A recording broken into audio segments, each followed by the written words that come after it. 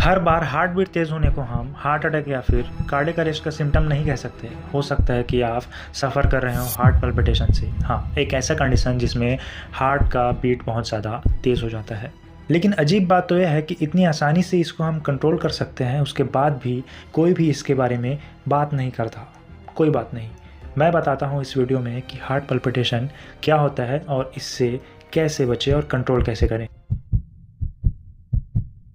सबसे पहले जानते हैं कि हमारा हार्ट काम कैसे करता है। हमारा हार्ट मसल्स से बना हुआ होता है, यानी कि बंडल ऑफ सेल्स, और यही सेल्स रिस्पॉन्सिबल होते हैं हमारे हार्ट को बीट करवाने के लिए। कैसे? हमारे हार्ट के जो सेल्स होते हैं उसमें दो प्रोसेस होता है। एक होता है डीपोलराइजेशन, दूसरा होता है रिपोलराइजेशन।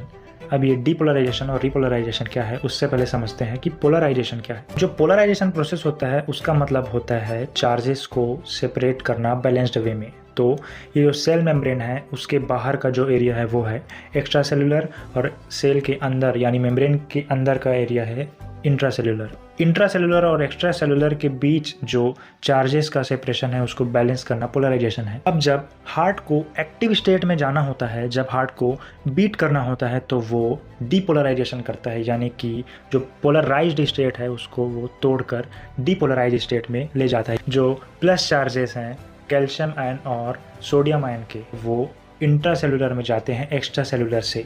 उसके वजह से अंदर का जो पॉजिटिव आयन है वो इंक्रीज हो जाता है और ये पोलराइजेशन डीपोलराइजेशन में कन्वर्ट हो जाता है। एक बार हार्ट पंप कर लेता है उसके बाद उसको रिलैक्स स्टेट में वापस आना होता है। इसके वजह से वो फिर से पोलराइजेशन स्टेट में वापस आता है, यानी कि कैल्शियम और सोडियम आयन की वजह से जो इंट्रासेलुलर है उसमें पॉजिटिव आयन बहुत ज़्यादा बढ़ गया है। उसको कम करने के लिए यहाँ जो इंट्रासेलुलर में पोटेशियम आयन पहले से प्रेजेंट रहता है उसको वो एक्स्ट्रा सेलुलर में भेज देता है। उसके वजह से रिपोलराइजेशन होता है, यानी कि जो सेपरेशन है वो फिर से बैलेंस हो जाता है।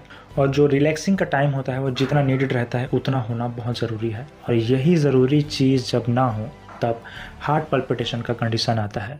हम सबको पता है कि जब हम दिन भर काम करके 8 घंटा रात को ना सोए तो कितना प्रॉब्लम होता है। उसी तरह जो हार्ट है वो अपने रिलैक्सिंग टाइम को यूटिलाइज ना करे और फिर से पंप करना चालू कर दे तो वो उसके लिए थोड़ा प्रॉब्लमेटिक हो जाता है। इसी को हार्ट पल्पिटेशन का कंडीशन कहते हैं।